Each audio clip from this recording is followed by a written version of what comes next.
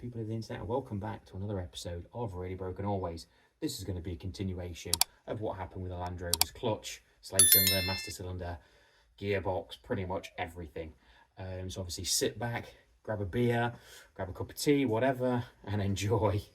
So it's the following day. I really didn't want to start on getting that gearbox out after having the issues with bleeding and everything else. But today we're going to get it out. So what I think we'll do is we'll just time lapse a lot of it, really, because I can perch the camera inside the Landy. I suppose best crack on. It's what, 8 o'clock now. Let's see how long this takes to get out. Hopefully I don't envisage it taking very long, but we'll see.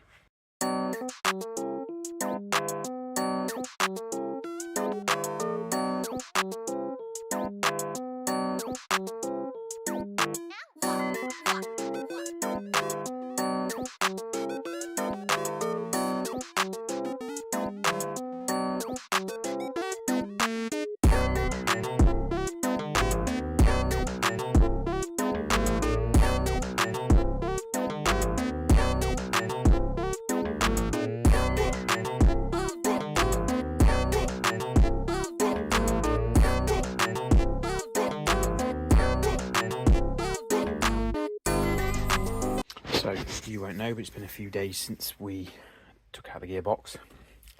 But obviously internet magic, you're seeing everything straight away. I was waiting on all of this. So what we've got, obviously, new Glencoe engine mounts, so they're softer. I think Glencoe, something like that. We've got an OEM spec slave cylinder.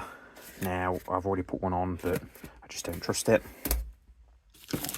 We've got another master cylinder, because again I just don't trust the one that's on there, certain blue box type. Front of the gearbox housing behind the back of the clutch fork, one of the nuts was, well, sorry, one of the bolts was snapped, so we've got replacement ones for those. New rear shoes for the transmission brake, full gasket set for the gearbox. That's the brand new clutch, and pressure plate and throwout bearing.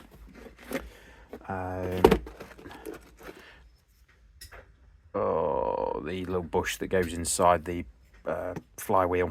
The original one's smashed to pieces by somebody else who's put something in, or one of the gearboxes in prior or whatever, so we're going to have to use a hacksaw and cut it out, then make sure this one fits and drive it in. No idea came in a kit.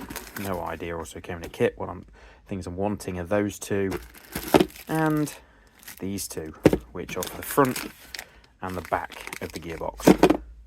So without any further ado, let's get this stuff set up.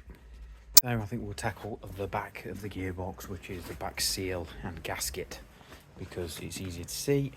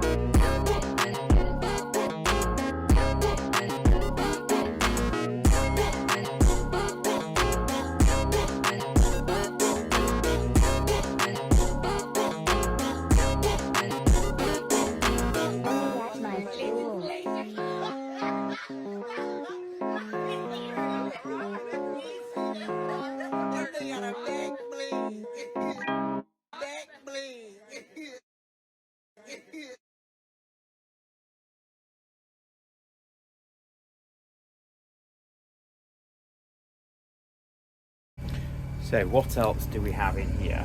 Oh, zoom back out. That's the front seal, which is the main one, which is leaking. Full gasket set. The sump is leaking, so we need to do that. The front that needs a gasket as well, or the plate. So we've got that to do. Now inside here, because of the clutch failure, I ended up getting the whole lot. Now my rod, I'm sure was shorter than that, but I'm probably wrong. But the main thing was that, and for the price you might as well buy the whole kit, which obviously comes with that, which helps this locate because it goes through. So we've got all that. The fork doesn't need replacing, which is good. So we're still carrying with the gearbox, and we'll start moving to the sump basically, I think.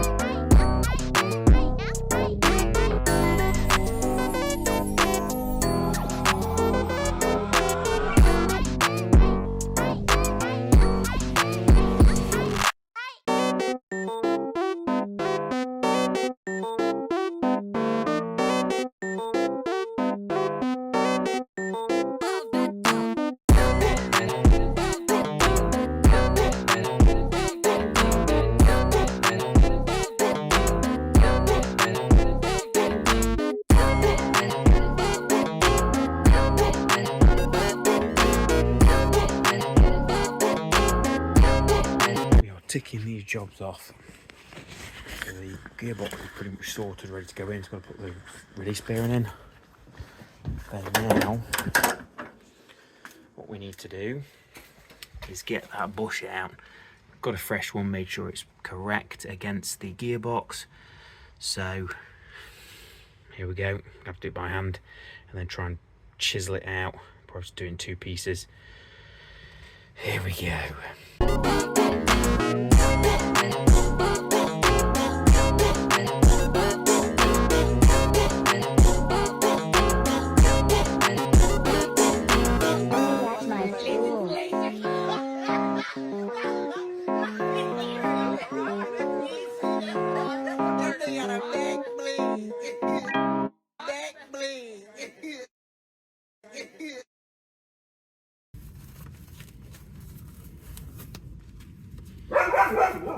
Right, so the old one is now free.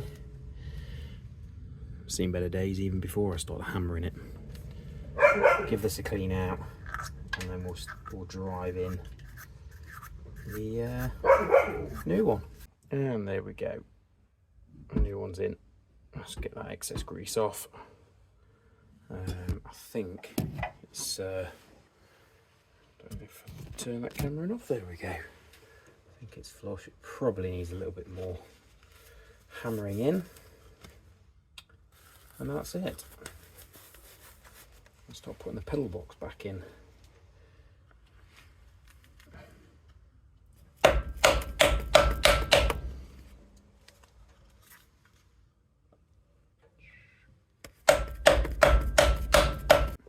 know what many of you are going to be asking. You put a new master cylinder on it in the last video, and you're right, I did put a new master cylinder on it, but that was a certain blue box brand, and it shouldn't have been. It got sent by mistake. I did know that. They gave me my money back because I asked for the Borg and Beck version, because these are the ones I use on the MGB, and I just have far more confidence in them. So I obviously got my money back, and yeah, we've got this one in. I'm sure somebody in the comments is going to say these are just as bad, but they've been alright with the MGB, so That's what I'm going with, and the lid looks a heck of a lot better than that one as well. Right, let's get this one fitted then.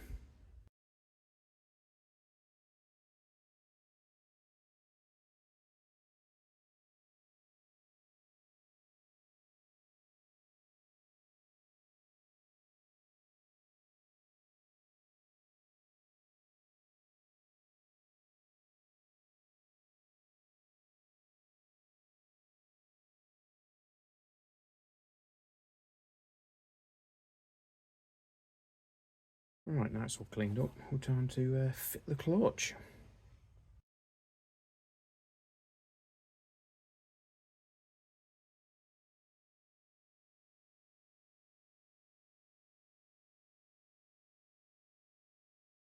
So off camera I thought I'd just slip the try the gearbox after doing all the clutch plate and everything up, expecting it to fight, and don't know whether I had the splines correct, but it just slipped on. That's what we like. So I've just got to do up the bell housing bolts, and that's it for tonight. That's a big step, definitely.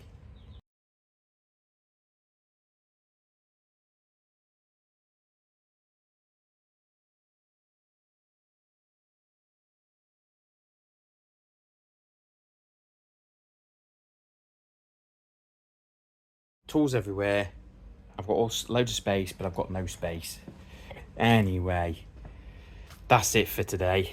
Been at work all day, and I thought I'd try and get some bits and pieces done, and I got more done than I thought. The gearbox still needs mounting in terms of its bolts there, and I've got to put a couple more bolts in on the bell housing, and obviously everything else you can see that isn't connected.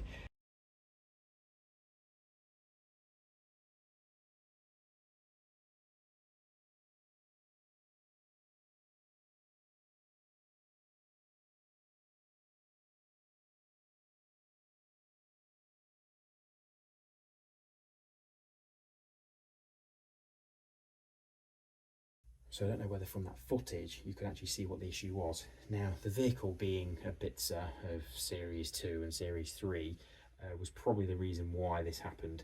The gearbox is a Synchro Series 3. Right, it's got synchro mesh. The clutch and the clutch plate was a Series 2. Now, the difference between them is the Series 2 is bigger, as in deeper, and it also has a boss on the clutch fingers, or the clutch pressure plate fingers. So what had happened was somebody had obviously fitted this by accident, or ordered it by accident, didn't want to send it back, or they got it given to them, I don't know, whatever. And they'd obviously been there and noticed when they put the gearbox in, the clutch would have been, the release bearing would have been hard up against this, because this has a boss, i.e. because it's thicker. So what they'd done was cut down the release bearing so there was a bit of gap, which meant that the clutch finger, or the clutch fork, the staple, dog's messing about, the clutch staple, there was no hole for it, so the actual release bearing was moving around. So obviously over time dirt's got into the bearing and everything, and what happened, it wasn't metal that was in there, that was actually the seal on the back of the release bearing had melted because it had got stuck on this while I was driving. Now I did smell plastic the last time I'd used it. It got stuck to this, and it basically plastic welded itself to this boss, and also it had seeped down, it got that hot onto the actual shaft of the gearbox, which meant when I was pressing the clutch it just couldn't move, it couldn't release it or anything. So that was the reason why it'd gone. Now the problem was when we tried to take the gearbox out, this was all plastic welded together. So what we ended up having to do, because the boss was the main thing holding it, which is inside, which is pressed into these, we had to hammer these back until it gave enough free play that we could just yank the gearbox out. If you noticed in the video, there's ratchet straps, pry bars, everything, and that's that was the issue. Great, but now it's fixed. It's got Series 3, new master cylinder, new slave cylinder, Series 3 clutch, Series 3 pressure plate. We should not have this issue again. So obviously what I was alluding to just then about the seal of the release bearing melting and everything, I've actually pulled it out for you. That, for people who know Land Rovers, you can, I mean, you tell straight away there's supposed to be at least another inch on there, and there's usually like gaps, and there's a hole on each side for this staple which holds onto the clutch fork.